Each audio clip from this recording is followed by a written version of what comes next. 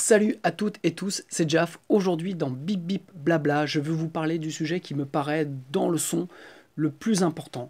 Ce sujet est le volume de vos masters. En effet, on a tendance à penser que the louder, the better, mais au final, the louder, the cacailleur. Oui, je vais vous montrer pourquoi on a fait des masters de plus en plus forts. Je vais vous montrer comment on compare véritablement deux masters entre eux. Et je vais vous montrer les dégâts causés par le mastering, le loudness war, comme on dit. Donc des masters très très très forts. Et en gros, quel impact cela a sur votre musique. C'est tout de suite, c'est dans Bip Bip Blabla. Après le jingle, ciao.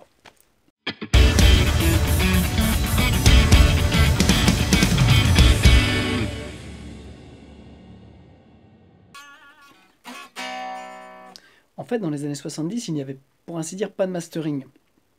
C'est à partir des années 80, avec l'apparition du CD, où il a fallu faire un transfert du master, du mix, sur ce qu'on appelait un glass master. Donc, glass master, c'était un moule qui permettait de graver ensuite, de presser les CD. Voilà. Donc, à ce moment-là, on a commencé à convertir les signaux pour faire le glass master.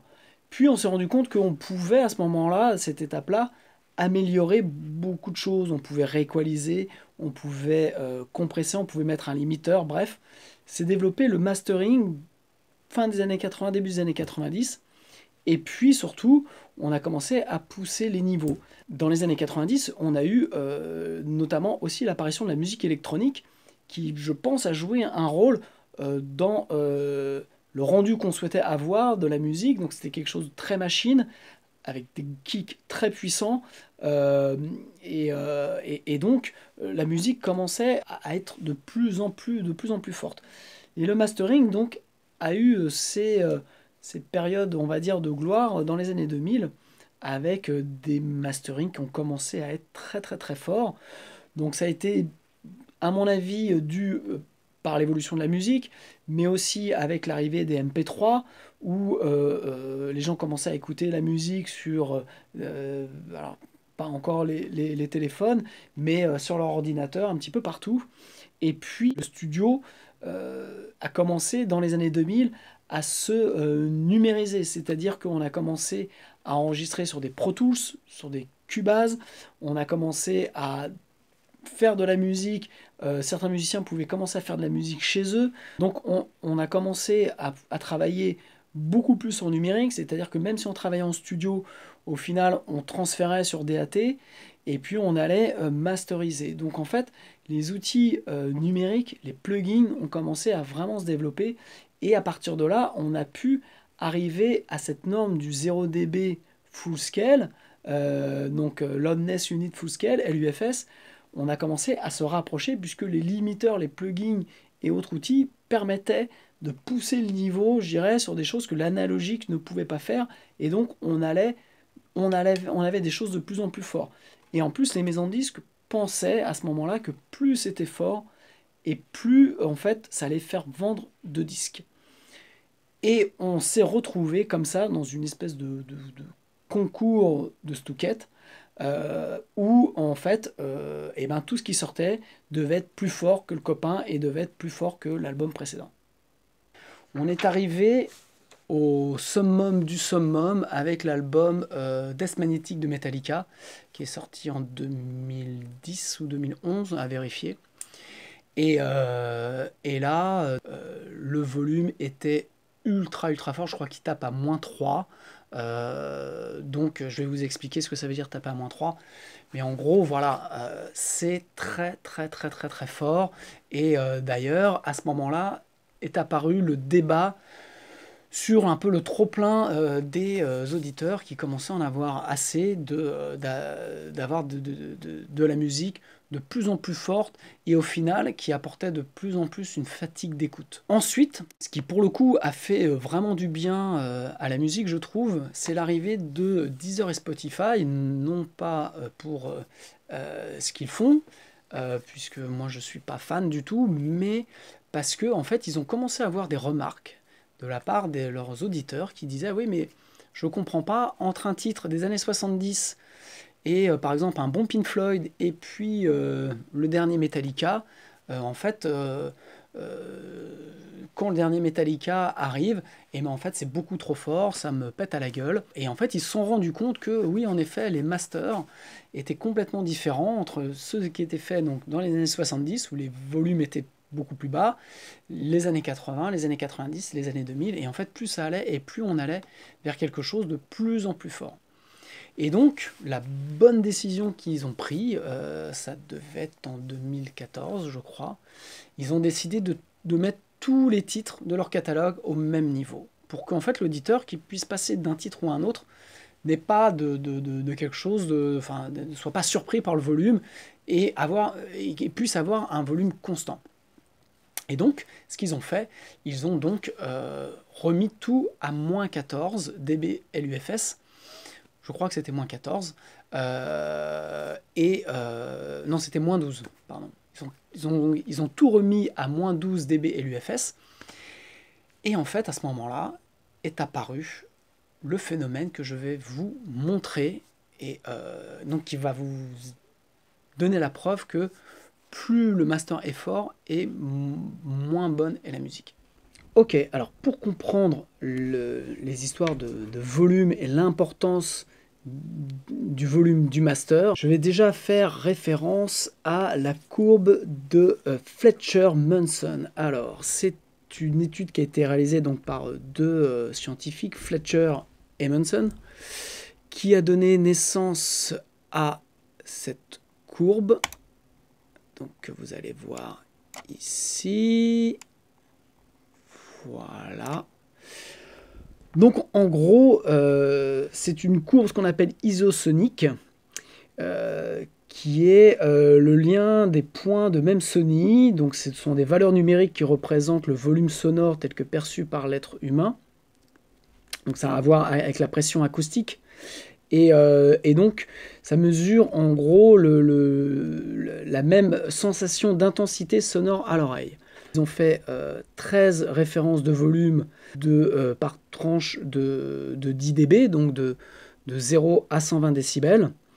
Et donc vous avez le résultat ici, c'est cette courbe qui montre grosso modo que l'oreille humaine est plus sensible sur des fréquences de 1 à 5 kHz, donc de 1000 à 5000 Hz,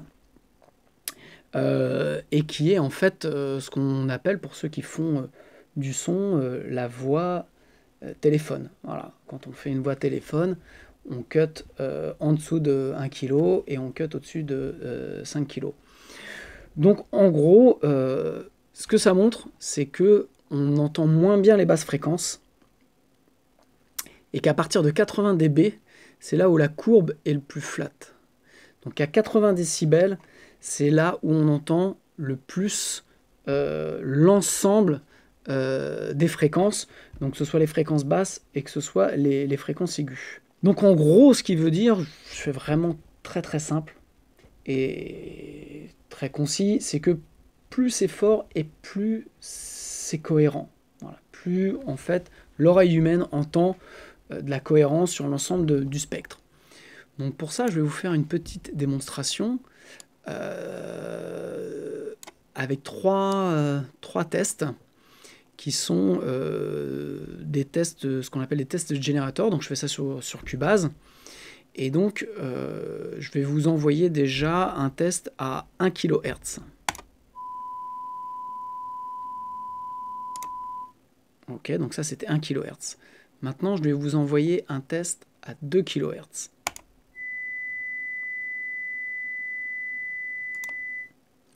Ok, et maintenant je vais vous envoyer un test à 5 kHz.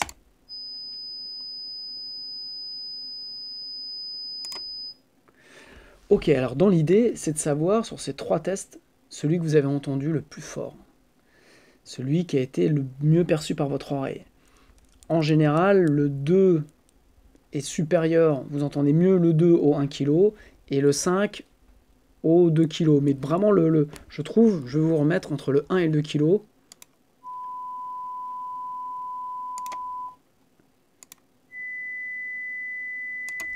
en fait, le 2 kg, 2000 Hz, on l'entend plus fort. En fait, si vous regardez là sur mon côté du Cubase, donc le vumètre, vous voyez bien que les deux sont exactement au même niveau.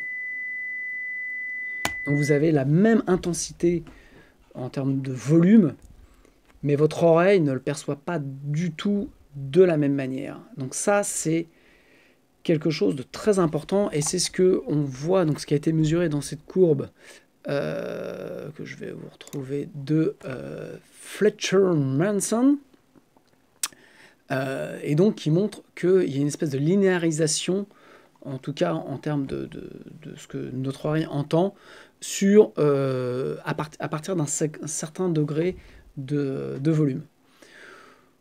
Donc en gros, pour en revenir à nos histoires de mastering, je ne sais pas si vous voyez un petit peu là où je veux en venir, on se rend compte que l'intensité, le volume a à voir aussi avec les fréquences. Et donc les deux sont liés, et donc les deux jouent, et donc notre oreille, je crois que c'est ça qu'il faut retenir déjà sur cette première partie, c'est que notre oreille peut être trompée et est trompée tout le temps par le ratio entre les fréquences qui sont émises et le volume de ces fréquences, et nos oreilles ne perçoivent pas la même chose, ce n'est pas, il n'y a pas de linéarité. Voilà, donc ça c'est la chose importante.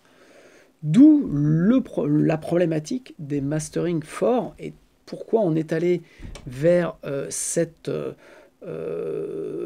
conquête du volume sonore.